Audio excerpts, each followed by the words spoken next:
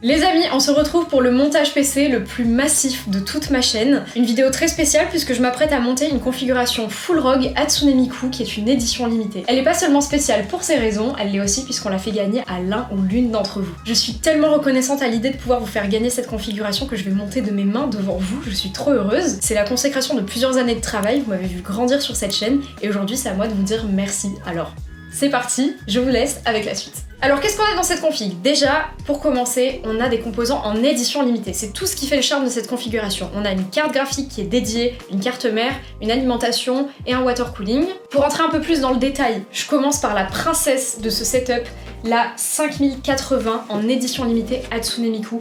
Elle est divinement belle, elle est divinement massive, elle est trop belle. Je pense que c'est une des plus belles cartes que j'ai eues entre les mains et je suis tellement contente de pouvoir l'intégrer à une machine aujourd'hui. Pour la carte mère, on est sur du haut de gamme, c'est la X870E qui est sur un socket AMD, donc là on est quand même sur du lourd. Je vous spoil pas encore le processeur mais je pense que vous l'avez compris. On est un petit peu aussi sur la star du marché actuellement et je suis trop contente aussi de monter cette config avec ça. On voit de plus en plus de jolies cartes mères, là pour le coup elle est totalement brandée. En vrai c'est très inédit à ce qu'on monte aujourd'hui, j'ai beaucoup de chance. L'alimentation, on est sur une ROG Thor et elle porte très bien son nom puisqu'on est sur du 1200 watts s'il vous plaît. Alors à quelle heure c'est normal? Elle est ultra lourde et elle est tout aussi belle que les autres puisqu'elle est aussi brandée, floquée, tout ce que vous voulez. Vous allez le voir, elle est magnifique. Dernier élément en édition limitée, le water cooling, c'est le ROG Ruyo 4, ça va venir refroidir tout ça. Il a un écran LCD, il est RGB, ça va être trop beau. Pour la RAM, c'est des Trident Z, on a 32 Go de RAM, c'est-à-dire 2 barrettes de 16 et on est sur du DDR5, ça va aller très vite. Et enfin pour le processeur, vous l'aurez deviné, on est sur la superstar du moment, le Ryzen 7 9800X 3D. Bon, c'est parti, on va déballer la carte mère, vous allez le voir, elle est trop belle. Vraiment la princesse qu'elle pense être en fait. Et voilà, on commence déjà à entrevoir un petit peu cette masterclass finalement. Il y a des dessins de partout, elle est dingue cette carte en vrai. Alors, ce qui est intéressant, c'est que sur les cartes les plus récentes aujourd'hui, on a des plates qui viennent masquer un petit peu tous les circuits disgracieux. Là, même sur cette carte, l'intégralité des circuits imprimés sont de couleur foncée, avec un petit peu d'éléments Miku, des petites étoiles, enfin... Cette carte, c'est vraiment un bijou, elle est magnifique. Première étape, le processeur. Et me dire le nombre de pins pour bien te stresser. S'il y en a un qui va pas bien, c'est toi qui va pas bien. C'est pas mon étape favorite, contrairement à ce qu'on pourrait penser.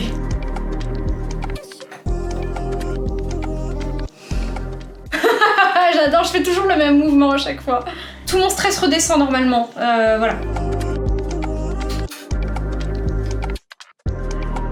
Voilà.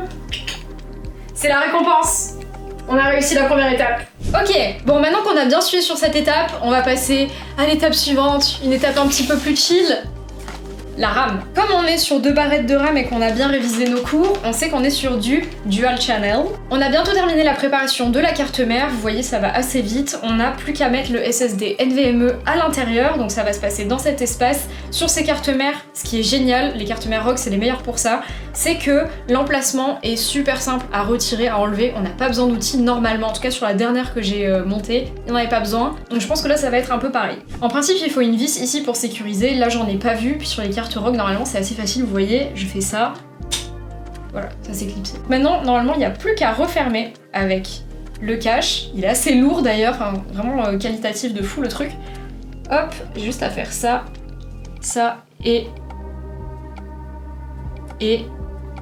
ça. Vous voyez c'est très plug and play tout ça. La préparation de la carte mère est faite, maintenant je vais pouvoir passer au boîtier. Je vais tout simplement voir comment il est fait, j'en prends connaissance avec vous de toute façon parce que je l'ai pas vu ni ouvert avant. Je vais pouvoir y monter le water cooling en avance, je vais voir si tout est déjà monté. En principe sur les water cooling ROG, tout est déjà installé. Et ensuite quand j'aurai monté mon water cooling, je pourrai intégrer ma carte mère et puis je commencerai à faire tous les branchements des trucs et tout. Voilà, c'est parti.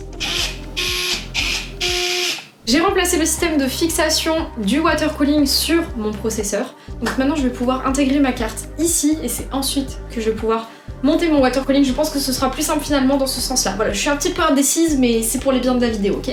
Je vais essayer de profiter de ce moment pour vous montrer le dessous de la carte sans l'abîmer parce qu'évidemment il y a des pins partout. Bon voilà, je vais pas vous montrer plus que ça, je vais essayer de la prendre sous ma main sans trop toucher les pins.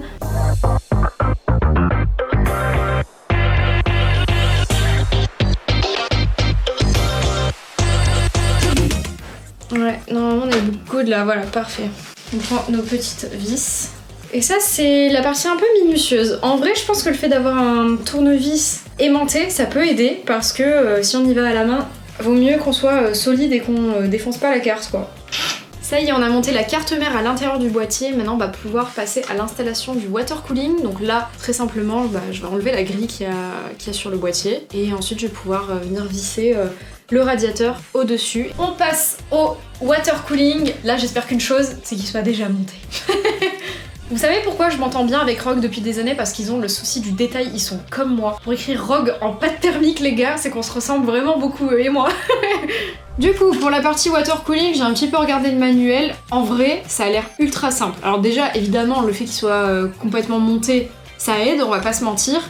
Là, on aura juste à intégrer cette partie-là au boîtier. Il va être fou, j'ai hâte de monter le water cooling, ça va déjà nous donner une bonne idée de ce à quoi ça va ressembler, et là, il est déjà trop beau, quoi. Je sais pas si je vais vous filmer toutes ces étapes-là, mais juste pour vous expliquer globalement, je vais monter le water cooling par en haut, et ensuite, avec le câble, je vais le faire passer par là, hop, il va passer dans le processeur ici. On va enlever ça, on va l'appliquer directement sur le processeur, et la pâte thermique va venir directement se délivrer sur le processeur. Bon, pour cette étape, c'est plus facile de s'y mettre à deux puisqu'il faut vraiment visser les 4 uniformément et avec ce système-là, on s'en sert pour faire passer le tournevis. En gros, voilà. Voilà, c'était facile. Ok, il est temps de passer à l'alimentation. On a grave bien avancé et super vite en plus, donc trop contente. Après, je vous cache pas que tout ce qui est composant Rogue, généralement, c'est ultra rapide à monter parce que c'est bien réfléchi en fait. Et souvent, c'est pré-monté. Putain, elle est certifiée platine, elle a son disque de platine, la ligne, je suis morte. C'est un écran! C'est ça que je comprenais pas. Je disais pourquoi ça se glisse Attends, c'est un écran? C'est totalement un écran. Ah ouais?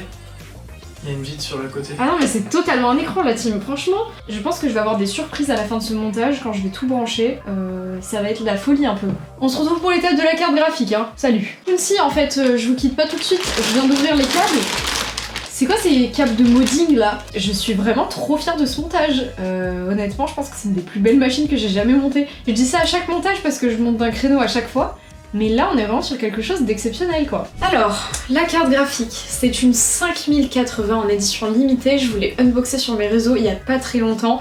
L'idée c'était de vous la montrer un peu en avant-première. Donc la voici, elle est incroyablement belle.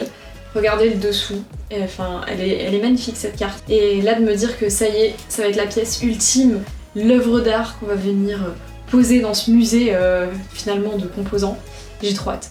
J'ai installé la carte graphique, elle est absolument immense. Alors elle est très belle, mais elle est aussi très grande. Je sais pas si c'est normal, je reconfirmerai ça après avec mes sources, mais le poireau en effet tient pas pile comme je l'avais escompté, donc j'espère que c'est normal et que ça dépend juste des boîtiers. Ok, ça c'est vraiment un moment important.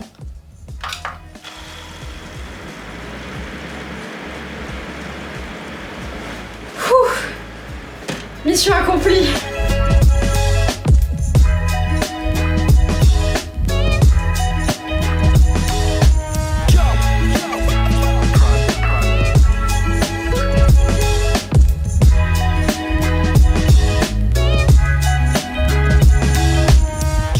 On se retrouve enfin avec l'intégralité du setup finalisé. Le montage PC a pris à peu près 5 heures, mais au calme, c'est chill. J'étais tellement pressée de faire le concours puisque, encore une fois, ce PC est à gagner avec tout l'ensemble du matériel qu'il y a autour de moi, que j'ai reçu les pièces à 20h. À 21h, j'étais déjà en train de tourner la vidéo montage et j'avais fini genre vers 5h du matin. Du coup, j'avais cut le rec et là, j'ai voulu faire quelques petits ajustements au niveau du cable management, etc. pour que vous ayez une machine nickel.